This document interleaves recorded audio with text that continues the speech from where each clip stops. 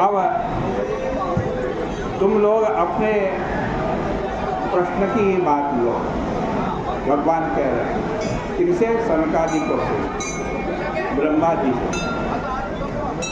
ये जो मन है ना, ये मन सचमुच मन जो है वो शब्द, स्पर्श, रूप, रस आदि विषय कारिता को छोड़ करके देखने में नहीं आता, इन्हीं विषयों में फंसा रहता है।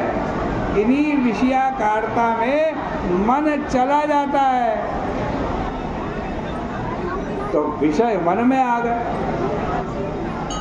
जन्म जन्म के संस्कारों की नित्यता बहुत विचित्र है भाई। नित्यता का अपरोक्ष कभी नहीं होता, यानी अब आपकी आंखों से दूर कभी नहीं जाते। यदि अनादि और अनंत काल कभी किसी का दिखाई पड़े, यदि कभी किसी को भूत का आदि और भविष्य का अंत दिख जाए तो नित्य का अपरोक्ष हो सकता है। इसलिए कल्पित नित्यता में मनुष्य का मन बहुत ज़्यादा जाता है। जो अकल्पित है, वास्तव में जो नित्य है, जो कूटस्थ है, जो अविनाशी है, जो स्व आत्मा है, उसकी ओर दृष्टि किसी की नहीं जाती। मन और विषय दोनों कहाँ हैं? ये जीव के देह, जीव के स्वरूप नहीं है। एक जीव का स्वरूप होता है, एक जीव स्वयं होता है। ये शरीर मेरा है, मैं शरीर नहीं, मैं जीव हूँ।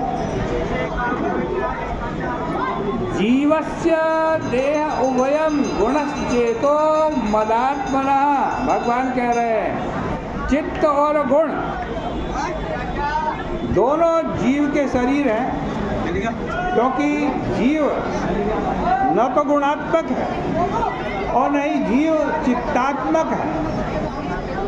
मदात्मनः, भगवान कह रहे हैं जीव कौन है, हम कौन है? भगवान स्वयं बता रहे हैं मदात्मनः। जीव, भगवान कह रहे हैं जीव मेरा स्वरूप है, जीव मेरा स्वरूप। यह विषयों का चिंतन करते करते विषय हो गया और गुण विषयों में प्रविष्ट हो गए।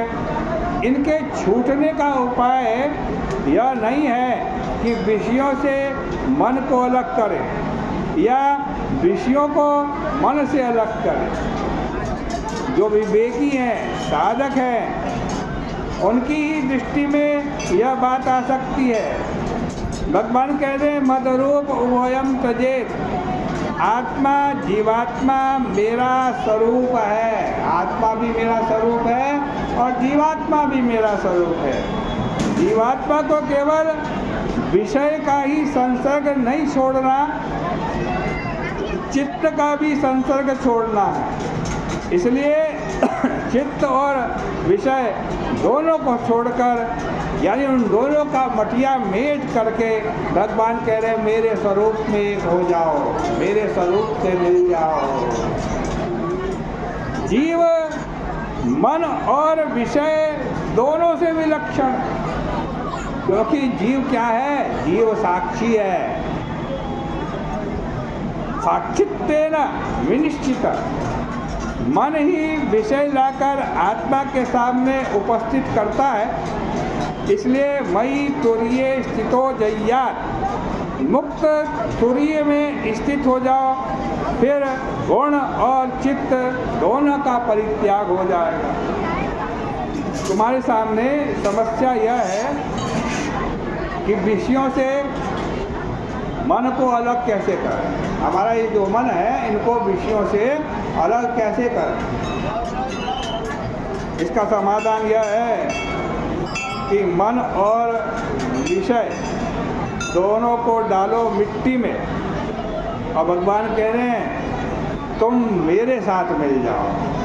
न मन के साथ मिलो, न विषयों के साथ मिलो, मेरे साथ मिल जाओ, मेरी गोदी में आ जाओ। जैसे कोई बच्चा हाथ में खिलौना उसने ले रखा और खिलौना लेकर अपने माँ बाप की गोदी में बैठ कर के रो रहा। माँ बाप उससे कहते हैं कि बेटा ये खिलौना फेंक दो, ये खिलौना फेंक दो और हमारी गोदी में बैठे रहो। वैसे ही परमात्मा कहता है कि अरे आत्मा, तो मन और विषय के खिलौने को फेंक दे और मुझसे एक हो जा। तुम्हारा स्वरूप तभी तक है, तब तक नानत्व की, जब तक नानत्व की निवृत्ति नहीं होती है तब तक शरीर है। इस प्रकार से श्रीमद् भागवत महापुराण का 10वें स्कंद का ये 13वां अध्याय चल रहा है। आज की चर्चा का यहीं विराम करते हैं। कल को फिर इस अध्याय को आगे बढ़ाने की भगवान की इच्छा से प्रयास करेंगे। प्रेम से मिलकर के आरती करें।